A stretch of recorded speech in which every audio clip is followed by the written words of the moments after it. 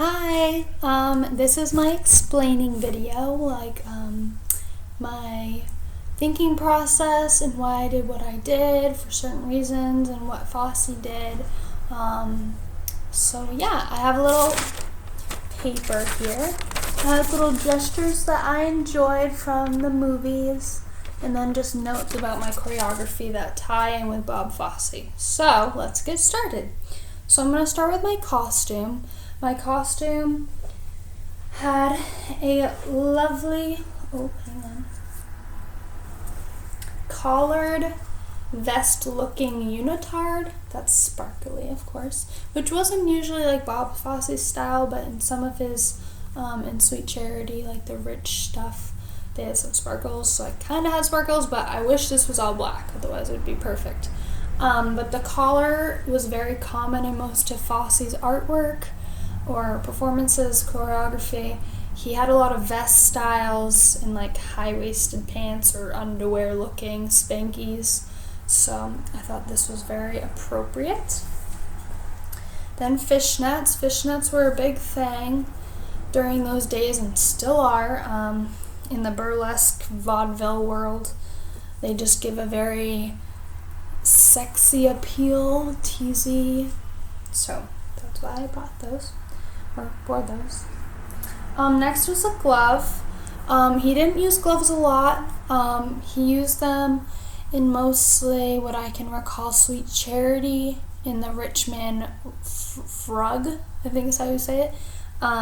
They wore gloves because it was just very classy during that time period and showed you had money. So I wore a glove. Next is the hat. Hat. Something I learned about Fosse was he was very insecure about his body, so that's why he wore a hat, so he could cover his baldness. And another reason why he wore gloves was he was insecure about his hands. So that was a cool thing I learned. Also, the way his style was very hunched usually was because of poor posture. He had a lot of back problems and medical problems that carried him through his dance style and why he danced that way. So yeah. So, also for males and females, males have obviously a different type of shoe. I have these cheap Bolero heels that I wore. I wish I had Laducas, but I do not, because I do not usually wear character heels, but character heels were a big thing, just to help the girl look taller and make her legs look longer and feet prettier and just look seductive. So next is my choreography. I'm just going to walk through why I did what I did. So hip thrusts were a big thing in any Fosse choreography, so obviously I had to do that. Snapping. I had snapping in the beginning to the rhythm of the music. That was just a big entertainment factor in his choreography, so I did that. He also did a lot of whispering and like sounds, like the sound of the cymbal and the jazz in the band and stuff. He did a lot of like sounds in his background, which was another really good reason why he incorporated sound in his dances. Sassy walks. I did like a sassy walk from there to here. I think he did sassy walks because they just prove that you don't have to do a lot to show an emotion, which I think is amazing because that's what dance is about. It's not about doing a big kick or leap or split or whatever. Just like little things that really like make the piece in depth, even though you're not doing a lot with your body. So that's why I did that. During my walk, it was kind of like a smooth side jazz walk, and then I did a sharp arm with my hat to frame my hat. Fosse did that a lot. He went smooth to sharp a lot. Not necessarily in all of his pieces, but that was something I caught in the movie I watched, so I used that. The tap of the hat, boop, that's like my absolute favorite thing. I think that is so cool looking, so I obviously had to use it. Obviously it's not as great as him, but I just like the diction of the hand and the little flick of the finger. It's a little gesture and it does so much. It's amazing. So that's why I did that. The all that jazz pose is what I call it.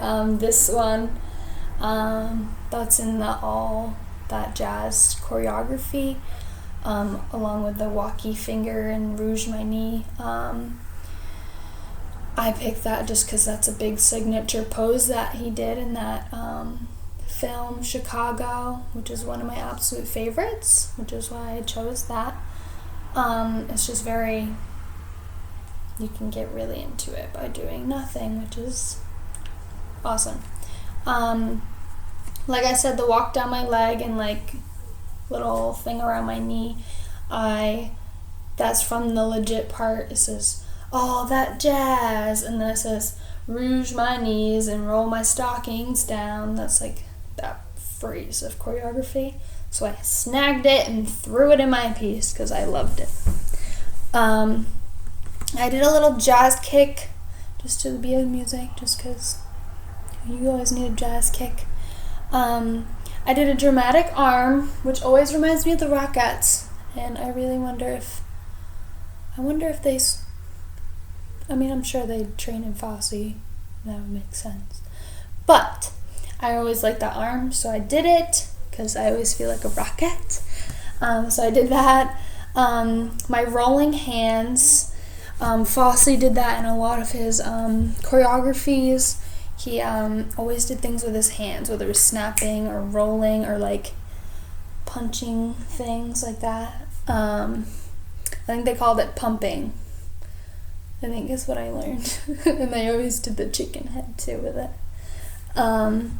So I did that. The sickle behind the knee was one of my favorite, or not favorite, but just something that really stood out when I was researching. I thought it was a really interesting way, because it's not typical turned out jazz passe or parallel passe. It was sickle behind the knee, and it made it look cool, and then went down and up, which I thought was really cool and interesting way to move your leg and make it look different. So I took that and threw it in there. I call them the mermaid walks, these ones. Hands can go like this or they can go like this. I think I did this in my choreography. I saw that in the Sweet Charity as well, the Rich Man Rug. I don't know, I like that move. It's cool looking. Thought it showed some ways I can move my arms without making everything else crazy. So I did that. Then I had the inverted walks in the end. I wouldn't say Fosse turned out a lot. I think he was always usually parallel or turned in. I'm not sure if that is health reasons or not. I know he always liked to over exaggerate is the right word, sorry. Over exaggerate his feet. So who's got the pain